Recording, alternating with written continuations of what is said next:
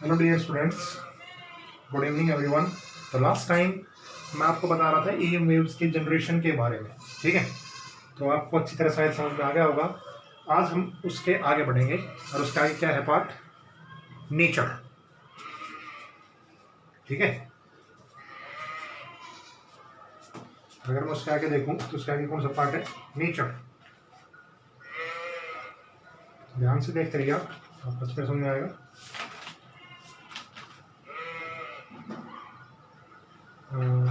Nature of EM wave. अगला जो point अपना वो क्या है,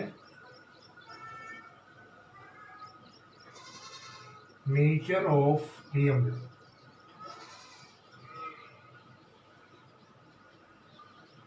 सुनिए अब क्या है ये। ठीक है, कि ईएम वेव का जो बिहेवियर है, ये नेचर है, वो किस तरह चलता है। सुनिए अब ध्यान से देखिए आप। ईएम वेव का जो नेचर होता है ना, वो कैसा होता है, ट्रांसवर्स। पहली बात आप ये ध्यान रखें, ट्रांसवर्स नेचर। ठीक है, ये छोटे छोटे क्वेश्चन काफी यही पूछे जाते हैं अक्सर बोर्ड में, आप ये ध्यान रखना। ठीक है, कि ईएम वेव का नेचर कैसा होता है। तो ईएम वेव का नेचर कैसा होता है, ट्रांसवर्स नेचर का। लॉन्गिट्यूडनल नेचर नहीं होता है। किस तरह का नेचर होता है, देखो दो तरह के नेचर हमने पढ़े थे लास्ट ईयर, ट्रांसवर्स और लॉन्गिट्यूडनल। तो इसका नेचर कैसा होगा, ट्रांसवर्स नेचर का। और इस ट्रांसवर्स नेचर के अंदर क्या होता है, इलेक्ट्रिक फील्ड जो होती है ना, वो परपेंडिकुलर टू किसके होती है, बी के। इलेक्ट्रिक फील्ड और मैग्नेटिक फील्ड आपस में हमेशा क्या रहेंगी, परपेंडिकुलर रहेंगी हमेशा। ठीक है, हो गई क्लियर ये चीज। ठीक है, उसके बाद इसी से अगले पॉइंट पे हम आते हैं। इसमें दो चीजें आपको पता चली ना, कभी बार पूछ देते हैं इलेक्ट्रिक फील्ड और मैग्नेटिक फील्ड में क्या रिलेशन है, तो आपस में हमेशा क्या रहेंगी, परपेंडिकुलर। ठीक है, और परपेंडिकुलर इसके रहेंगी डायरेक्शन ऑफ वेव प्रोपगेशन के। ये भी ध्यान रखना, जिस तरफ वो चल रही है ना वेव, उसके भी ये ध्यान रखना। ठीक है, वेलोसिटी के। ठीक है, मतलब तीनों ही, as well as direction of wave propagation. Wave propagation का मतलब जिस पे ये वेव चल रही है ऐसे। ठीक है, हम पे क्या रहेंगे, डायरेक्शन ऑफ वेव प्रोपगेशन। देखो अगले अगले कैसे देखो, जैसे equation and graph of EM wave. ठीक है, अब नेचर के अंदर इसमें बहुत सारी चीजें दे रखी हैं, उसको हमें स्टेप बाय स्टेप चलते रहेंगे। ठीक है, क्योंकि टॉपिक तो एनसीईआरटी में नेचर है, लेकिन उसके 2 पेज रखे हैं, वो स्टेप बाय स्टेप हम चल रहे हैं। ठीक है, तो पहला नेचर आप समझ गए कैसा नेचर होता है, ट्रांसवर्स नेचर। दूसरी बात, equation and graph of EM wave. Equation और ग्राफ कैसी होती है ईएम वेव की, वो देखिए। अब देखो मान लेते हैं ग्राफ भी पूछ लिया जाता है पेपर में। एक बार तो पेपर में यही आया था, right 3 characteristics of EM wave and draw graphically. तो देखिए ग्राफ क्या हुआ,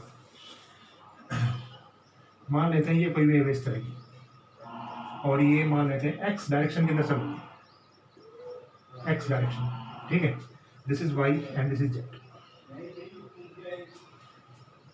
ठीक है,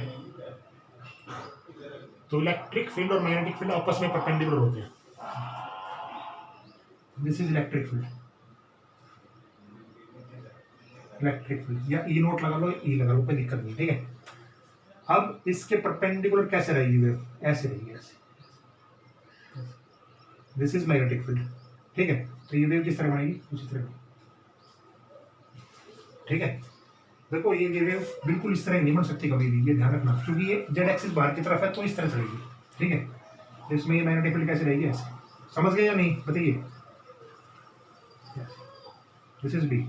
ठीक है, इक्वेशन, इक्वेशन क्या होती है, थोड़ा सा रिमाइंड करिए। 11th में मैंने आपको एक ट्रैवलिंग वेव बताई थी, नहीं पता है ना, तो आप उस बुक को देखिए, उठाइए कॉपी को। ठीक है, वो होती है E is equal to E naught sine omega T minus K X.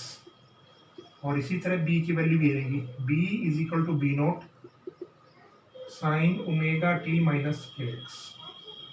ठीक है, अगर ये वैल्यू y में चलती तो यहाँ y आ जाता, z में चलती तो z आ जाता। ठीक है, समझ गए। This is the graph of EM wave. और this is the equation of E. Clear ये चीज यहां तक। अब इसमें दो तीन चीजें आप अच्छी तरह सुनो। सबसे पहली चीज फेज डिफरेंस।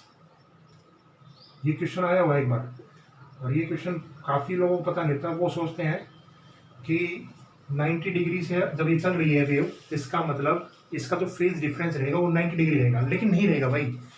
देखो सुनो सुनो एक बार आप, जब इलेक्ट्रिक फील्ड यहाँ पे थी तो मैग्नेटिक फील्ड भी यहीं पे थी।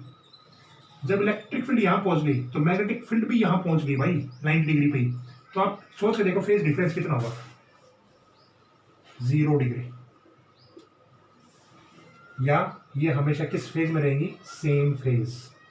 हमेशा ये फेज चलता रहेगा इनका।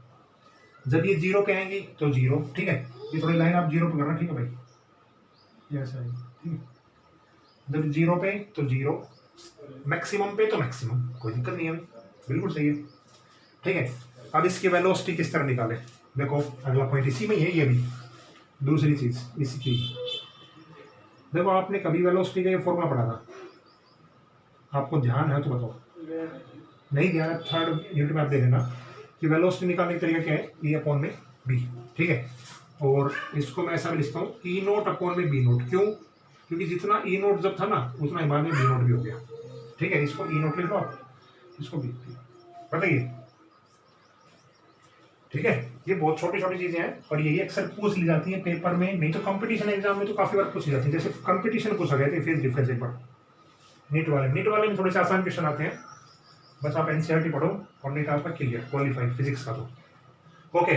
आगे देखिए आप, दूसरी चीज समझ में आ गई। तीसरी चीज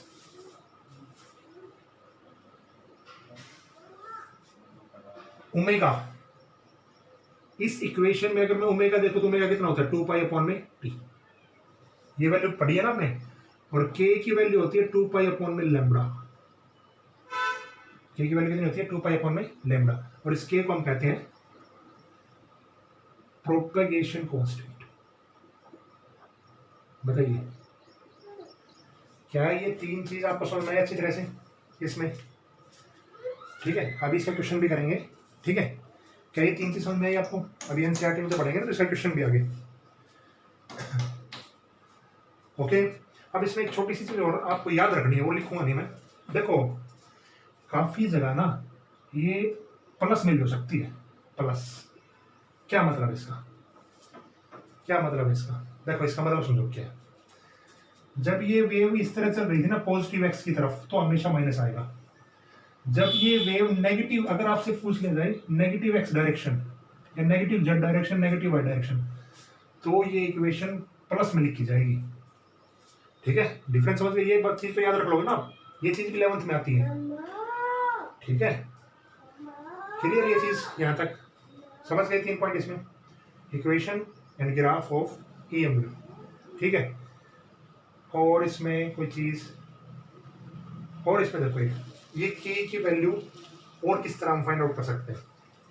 देखो चौथा पॉइंट लिख लो, फोर्थ इसी में ही, ठीक है। देखो अगर मैं के, देखो 2 पाई अपॉन में लैम्बडा, दोनों जगह टी से मल्टीप्लाई कर दूं, टी से डिवाइड कर दूं, ऐसा कर सकता हूं, कोई दिक्कत नहीं है। दिख रहा है ना आपको साफ साफ? टी से मल्टीप्लाई कर दो, टी से डिवाइड कर दो, तो क्या हो, देखो इसको मैं लिखता हूं 2 पाई अपॉन टी तो होता है ओमेगा, होता है ना, और टी अपॉन लैम्बडा होता है वी, 1 अपॉन वी। देखो लैम्बडा अपॉन में टी, लैम्बडा क्या होता है, वेव लेंथ, लेंथ अपॉन में टाइम क्या होता है, वेलोसिटी। यहां पे देखेंगे तो उल्टा है, टी अपॉन लैम्बडा, तो इसको मैं क्या लिख दूंगा, 1 अपॉन में। बताइए एक एक्सप्रेशन हमारे पास ही आ गया। क्या इतनी चीजें आपको समझ में आई इस पॉइंट से? बताइए आप, आगे होगी समझ में, कोई दिक्कत नहीं होगी, ठीक है। क्लियर ये चीजें? अब इसके क्वेश्चन में बढ़ते हैं। क्वेश्चन में एनसीईआरटी अगर आपके पास है तो निकालें, 2 क्वेश्चन आपके आराम से सॉल्व हो जाएंगे, यहीं पे ऊपर ही कर दूंगा, कोई दिक्कत नहीं है।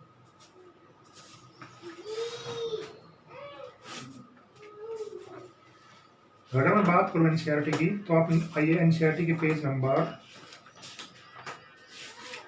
278 पे, 278 पे, ठीक है। मैं बहुत धीरे धीरे आपको काम समझाते चल रहा हूँ, धीरे धीरे, अदरवाइज तो मैं इसको एक वीडियो में भी ईएम वेव को क्लियर कर सकता था किस तरह। बस आपको 5-7 बातें बता देता बस मैं, क्या कि ईएम वेव ये होती है और इसकी प्रॉपर्टीज ये होती है, आप बस ये ध्यान रख लें, ठीक है। लेकिन फिर भी मैं आपको प्योरली डिस्क्राइब कर रहा हूँ ताकि आप क्वेश्चन आए ना तो कंफ्यूज ना हो, ठीक है। क्योंकि आगे देखो 8.2 क्वेश्चन, 8.1 था ना, वो था डिस्प्लेसमेंट करंट का, तो आपको जूम पे ही आपको देखना पड़ेगा, ठीक है। 8.2 है a plane EM wave of frequency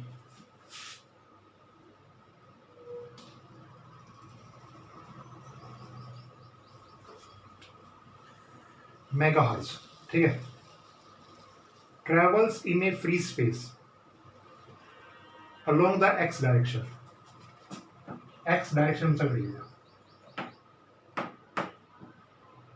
ठीक है। दूसरी चीज,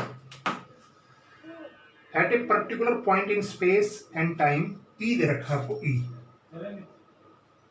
क्या है 6.3 J cap volt per metre, ठीक है, वोल्ट पर मीटर यूनिट है इसकी। What is the B, B आपको निकालना है, बी, ठीक है। अब इसमें अगर आपसे पूछ लें, हाँ बी, अब देखो एक चीज आप देखो यहाँ पे, सुनिए देखो, आपको बी निकालना है, फॉर्मूला बताओ कौन सा लगाए, यहां से देख क्या बताओ, क्या आपके पास ये फॉर्मूला दिख रहा है आपको, V is equal to E naught upon में बी नॉट है ना, बताइए, ठीक है। ई नॉट की वैल्यू आपके पास गिवन है 6.3, ठीक है, और जे कैप है साथ। जे कैप का मतलब क्या समझते हो आप, ये मतलब वेव किस तरफ है, वाई की तरफ, जे कैप का मतलब यही तो है, और एक्स का मतलब आई कैप, ठीक है। एक्स डायरेक्शन में वेव चल रही है, तो इसका मतलब बी जो आएगा ना, वो पहली बात तो ये आएगा के डायरेक्शन में आएगा, समझ गए, पहली बात ये किस डायरेक्शन में आएगा, के डायरेक्शन में। अब देखो बी नोट, और बी नोट की वैल्यू यहाँ से कितनी आएगी 6.3 अपॉन में वी, वी कितना है 3 इंटू 10⁸ मीटर पर सेकेंड। बताइए यहाँ से कैलकुलेट कर लोगे आप आराम से। आप काफी जगह ये पूछ लेते हैं कि वी की जगह इतना ही क्यों लिया, इसलिए लिया क्योंकि अभी मैंने आपको पहले लेक्चर में बताया था कि ईएम वेव का नेचर किसकी तरह बिहेव करता है, लाइट की तरह। किसकी तरह बिहेव करता है, लाइट की तरह।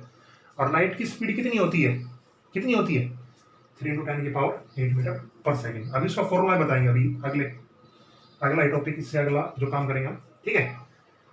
तो इस क्वेश्चन में आपको समझ में आ गया पहली बात तो क्या, देखो अब इस क्वेश्चन में फ्रीक्वेंसी का कोई काम है, कोई काम नहीं है भाई, कोई काम है फ्रीक्वेंसी का, कोई काम नहीं है अपने पास तो, ठीक है।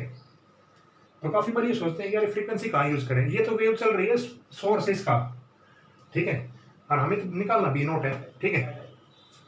आप इसको ई बाई बी भी रख सकते हो, कोई दिक्कत नहीं है, लेकिन ई जनरली 0 से स्टार्ट होता है और ई नोट मैक्सिमम वैल्यू होती है, ठीक है। क्लियर ये चीज, जैसे आप एनसीईआरटी में देखें तो खाली ई अपॉन बी दे रखा है, क्यों दे रखा है कि वहां पे ई नोट और बी नोट का जिक्र नहीं कर रखा, ठीक है। कर लोगे ना ये, तो ये डायरेक्शन के कैप क्या लो चलेगी अगर आपसे डायरेक्शन पूछेंगे तो, और ये इसका रिजल्ट, क्लियर, ठीक है। इससे अगला क्वेश्चन 8.3, इसको और समझे अच्छी तरह से एक बार। ये डायग्राम मैंने इसलिए नहीं बता रखा क्योंकि यहां से इस इक्वेशन का यूज होगा 8.3। देखिए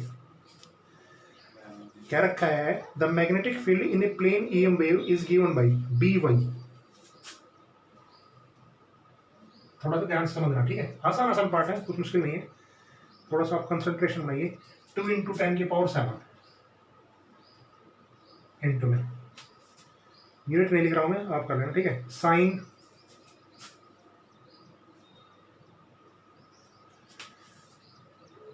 0.5 इंटू 10⁻³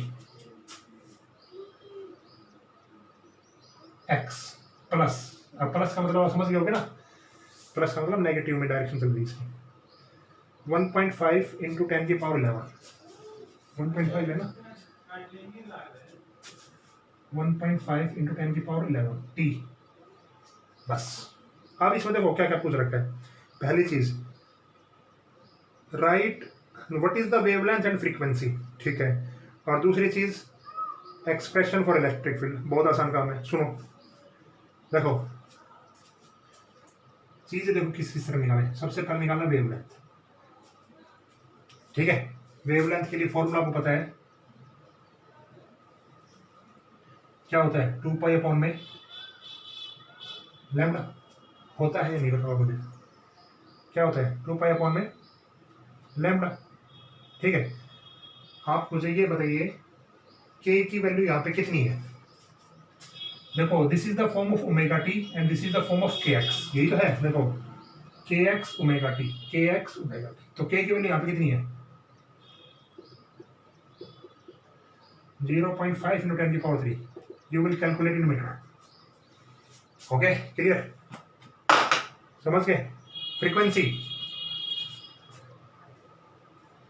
फ्रीक्वेंसी क्या होती है 1 में टाइम पीरियड होती है। पहले टाइम पीरियड आप किस तरह निकालोगे, बहुत आसान काम है। देखो आप सीधा इस तरह करो, ओमेगा इज इक्वल टू क्या होता है 2 पाई न्यू,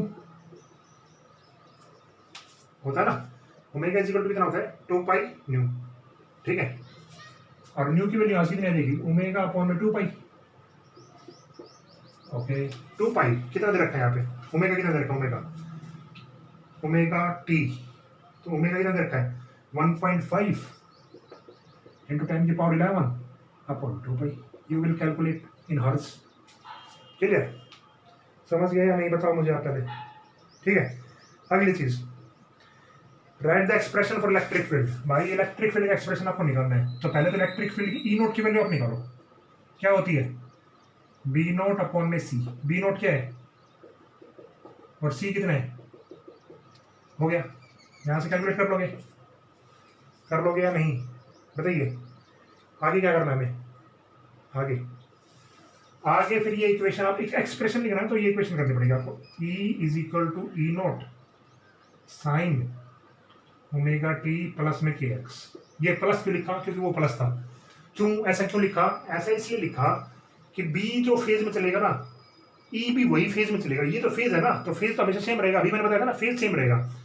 लेकिन ई नोट की वैल्यू यहाँ से ये वैल्यू लिख देना बस, बी नोट की ये थी और ई नोट की वैल्यू ये लिखना। क्लियर ये चीजें, ठीक है, कर लोगे ना। बस यहाँ पे 60 का मतलब यहाँ पे अगर मैं देखूँ तो 60 दे रखा है और ये सेम टू सेम, बस हो गया आपका, ठीक है। तो 8.2 और 8.3 ये क्वेश्चन आप कर लेंगे ना, बताओ हो जाएंगे आराम से, ठीक है। एनसीईआरटी में भी रहते हैं 2 क्वेश्चन और, ठीक है। अब एक छोटी सी चीज आज के लिए और लास्ट अभी के लिए, फिर उसके बाद हम बढ़ेंगे एनर्जी पे।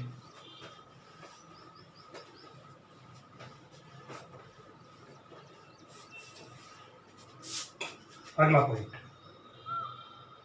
अगला है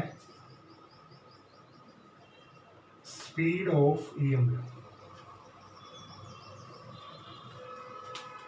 स्पीड ऑफ ईएम वेव की, ईएम वेव की स्पीड कितनी होती है, तो ईएम वेव की स्पीड लाइट की स्पीड के बराबर होती है और वो फॉर्मूला यहाँ से आता है, ये याद रखना आपका। इसका प्रूफ यहाँ पे नहीं है क्योंकि मैं आपको बता रहा था, ये एक इंट्रोडक्शन सा ही बुक है, बस थोड़ा सा इसमें दे रखा है, ठीक है। ठीक है, आप इसको भी मानेंगे ना तो भी वही बात आएगी। जब इन दोनों की मल्टीप्लाई आप करेंगे तो लगभग नियरली इक्वल टू आपके पास आएगा 3 × 10⁸ मीटर पर सेकेंड। और इससे हम कंक्लूड करते हैं कि ईएम वेव है ना, वो किसकी तरह चलती है, एक लाइट की तरह चलती है, ठीक है। देखो म्यू नॉट की वैल्यू आपको पता है कितनी होती है, पता है नहीं बताओ 10⁻⁷, ठीक है। यूनिट आप लिख लेना यहाँ पे क्या आती है मुझे ध्यान नहीं है, ठीक है। एप्सिलॉन नॉट की वैल्यू क्या होती है, ये होती है ना 8.85। इसकी जब मल्टीप्लाई करेंगे तो आएगा अपने पास, ठीक है। ये क्यों लिया, देखो म्यू नॉट तो है परमेबिलिटी और एप्सिलॉन नॉट है परमिटिविटी, ठीक है। एक इलेक्ट्रिक फील्ड का पार्ट है, एक मैग्नेटिक फील्ड का पार्ट है, और यही हम पढ़ रहे हैं, ठीक है। अब ये तो हो गया इन वैक्यूम। अगर आपको मीडियम में चलानी हो, मान लेते कोई मीडियम दे रखा और उसमें ईएम वेव चलानी हो, तो उसका फॉर्मूला ही होता है, देखो mu naught mu R epsilon naught epsilon R. कैसे आया देखो, आपने रिलेटिव परमेबिलिटी पढ़ी है कभी? रिलेटिव परमेबिलिटी पढ़ी है कभी? क्या होती है बताओ मुझे। म्यू अपॉन में mu naught, this is M. इसी तरह मैग्नेटिक परमेबिलिटी होती है ना, इलेक्ट्रिकल परमेबिलिटी है, दोनों चीज हमने पढ़ी हुई है। इनकी वैल्यू आप निकालेंगे ना तो ये इतनी आएगी। क्लियर ये चीज? तो आज के लिए इतना ही करेंगे हम। तो आज हमने क्या क्या सीखा पता चल गया आपको? देखो छोटी छोटी चीजें हैं। देखो पहली बात तो मैं आपको क्लियर कर देता हूँ कि इस यूनिट में कोई बड़ा क्वेश्चन नहीं आएगा, ठीक है? सारे क्वेश्चन कैसे आएंगे? छोटे छोटे आएंगे, पूछेंगे आपसे। जैसे पिछली बार ये पूछा था कि स्पीड ऑफ लाइट कितनी होती है, ईएम वेव का फॉर्मूला क्या होता है? ये होता है। फेज डिफरेंस क्या होता है? ये होता है। सोर्स क्या होता है? ये होता है। नेचर क्या होता है? ये होता है, ठीक है? और बहुत सारी चीजें हैं कि के क्या होता है, प्रोपगेशन कांस्टेंट होता है, उसकी वैल्यू क्या होती है, बहुत सारी चीजें हैं जो उससे पूछ लेंगे। लेकिन आपको छोटी छोटी चीजें ध्यान रखनी है, ठीक है? क्योंकि आप थोड़े से ध्यान कम रखते हैं पढ़ाई में, ठीक है? तो आप बस थोड़ा सा इसमें फोकस दीजिए, तो ही आप अच्छे नंबर लेके आएंगे और अच्छी चीज़ें आप आगे कर सकते हैं। ओके, तो स्टूडेंट्स आज के लिए इतना ही। कल हम करेंगे, कल पूरा डिस्कशन रहेगा एनर्जी पे, और फिर इसके पार्ट 1 करते हैं खत्म। Okay students, good bye.